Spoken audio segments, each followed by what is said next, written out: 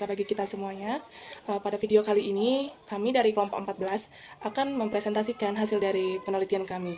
Pada penelitian kami di sini, materi yang akan kami bahas yaitu mengenai chain leader. Baiklah, tanpa berlama-lama, saya, Catherine Putri Angelina Simaremare, akan menjelaskan terlebih dahulu apa itu chain leader. Nah, dalam sejarah komunikasi digital, chain leader atau surat berantai telah menjadi salah satu fenomena yang menarik perhatian, baik dalam bentuk tradisional maupun digital. Awalnya, chain leader adalah surat fisik yang berisi pesan yang meminta penerima untuk meneruskannya kepada orang lain dengan iming-iming, hadiah, keberuntungan, atau bahkan peringatan tentang nasib buruk yang menimpa mereka jika tidak memenuhi perintah tersebut. Seiring dengan berkembangnya teknologi komunikasi, konsep chain leader mulai bertransformasi dari surat fisik ke bentuk elektronik seperti email, pesan teks, dan akhirnya pesan di media sosial. Perkembangan teknologi informasi dan komunikasi, khususnya internet, telah mendorong evolusi chain leader menjadi fenomena global yang cepat tersebar.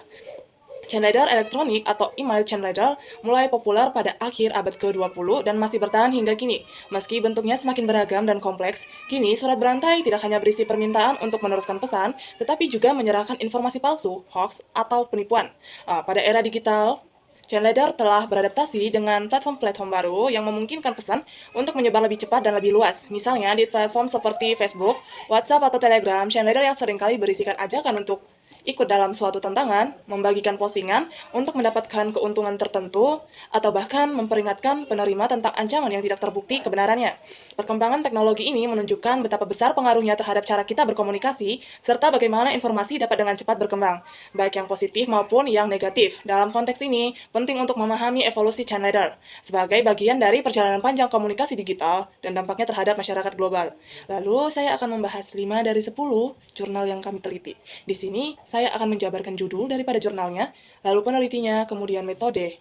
Kemudian, hasil daripada, baiklah, untuk jurnal yang pertama, ialah eh, dengan judul Structural Pattern in Chain Leader dengan nama peneliti Chain Leader Bennett pada tahun 1995.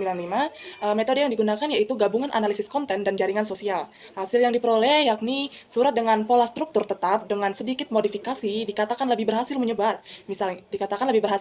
Misalnya, format ancaman kesialan diikuti dengan janji keberuntungan meningkatkan kemungkinan penerima untuk meneruskannya. Kemudian jurnal yang kedua yaitu Chain Leader Evolution dengan nama peneliti yaitu Daniel W. van Asdel pada tahun 2002.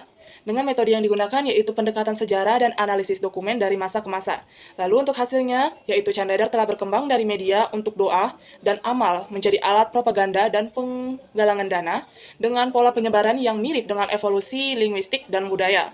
Oke, pada jurnal yang ketiga yaitu Tracing Information Flow on a Global Scale Using Internet Chain Leader Data dengan nama peneliti yaitu David Livernovel dan John Kleinberg pada tahun 2008. Dengan metode yang digunakan yaitu simulasi model probabilistik, lalu analisis pola penyebaran informasi di internet, dan rekonstruksi jalur penyebaran informasi pada tingkat individu. Dengan hasil yang diperoleh yaitu menunjukkan bahwa chain leader menyebar lebih efektif jika kontennya relevan secara emosional atau sesuai dengan kepentingan sosial penerima. Jaringan sosial memainkan peran penting dalam menentukan cakupan penyebaran dengan titik-titik sentral atau hubungan yang memiliki pengaruh besar. Lalu untuk jurnal selanjutnya yaitu Heaven Say Chain Leader dengan nama peneliti yaitu Himmel's Brief pada tahun 2017. Metode yang digunakan yaitu metode etnografi dan studi teks. Untuk hasilnya, yakni chain leader sering digunakan untuk memperkuat keyakinan religius dengan menawarkan berkah bagi penerima dan ancaman bagi yang tidak mematuhinya, menjadikannya bagian dari praktik keagamaan historis. Oke, terakhir yang akan saya bahas yaitu Internet Hoax, Chain Leader, How Dangerous Are They? Dengan nama peneliti Oana Voinci pada tahun 2020. Metode yang digunakan yaitu kajian literatur, lalu analisis naratif dengan mengkaji struktur dan isi chain leader, lalu studi komparatif dengan membandingkan chain leader tradisional dan modern. Untuk hasil, yaitu yang pertama adalah definisi dan jenis dari chain leader, yaitu pesan rantai modern lebih mudah disebarkan melalui email atau media sosial dibandingkan era pra-internet. Biasanya pesan ini mencangkup sebuah keberuntungan jika dilanjutkan atau adanya ancaman jika dihentikan. Lalu untuk yang kedua, asal-usul dan evolusi pattern chain leader. Letter from Heaven muncul di abad ke-16. Baik, saya Sofiarti Kamurnia Damani dengan NIM 2302161. Saya ingin melanjutkan materi selanjutnya yang telah dipresentasikan oleh teman saya sebelumnya, yaitu jurnal yang ke-6 dengan nama peneliti David Harley tahun 2020 dengan judul The Email of the Space Worms, surat berantai, spam dan penyalahgunaan lainnya. Serta metode yang digunakan yaitu 1. Tinjauan literatur, 2. Analisis heuristik, 3. Pendekatan kebijakan dan edukasi. Yang memiliki hasil yaitu penyalahgunaan email virus, hoax, dan bentuk penyalahgunaan lainnya adalah masalah yang jauh lebih kompleks dari yang dipikirkan. Baik, selanjutnya yaitu jurnal yang ke-7 dengan nama peneliti Gistor Daily pada tahun 2020 dengan jurnal yang berjudul Emails Brief, Events and Chain Letters dengan metode pendekatan sejarah dengan menganalisis dokumen-dokumen kuno dan modern. Serta hasil yang didapatkan yakni penelitian ini menemukan bahwa chain letters berfungsi sebagai sarana keagamaan dan magis di masa lalu. Selanjutnya jurnal yang ke-8 dengan nama peneliti E.K. Singh dan L. Rajis pada tahun 2020 dengan judul jurnal yaitu Cultural Significance and Psychological Impact of Chain Letters.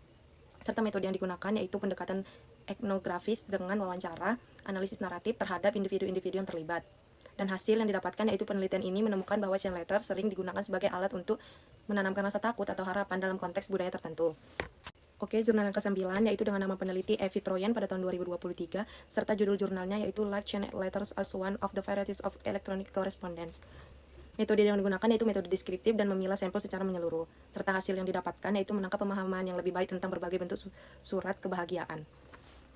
Tidak lupa pula jurnal yang terakhir yang ke-10 yaitu dengan nama peneliti Patricia Cummins pada tahun 2024 dengan judul jurnal yaitu Summarizing Diverging Sequence Application to Chain Letters. Metode yang digunakan yaitu pengembangan string algoritma dengan menggunakan pendekatan komputasi. Dan hasil dari jurnal tersebut adalah algoritma yang digunakan dapat mengidentifikasi pola-pola umum dan pesan yang tersebar. Sekian hasil diskusi kami yang bisa kami jelaskan. Jika ingin tahu lebih banyak dan lebih jelas serta lebih lengkap bisa dilihat dari materi yang sudah kami kerjakan, yang sudah kami kirim ke grup. Dan tidak lupa pula kurang lebihnya saya dan teman saya mengucapkan mohon maaf serta Assalamualaikum warahmatullahi wabarakatuh.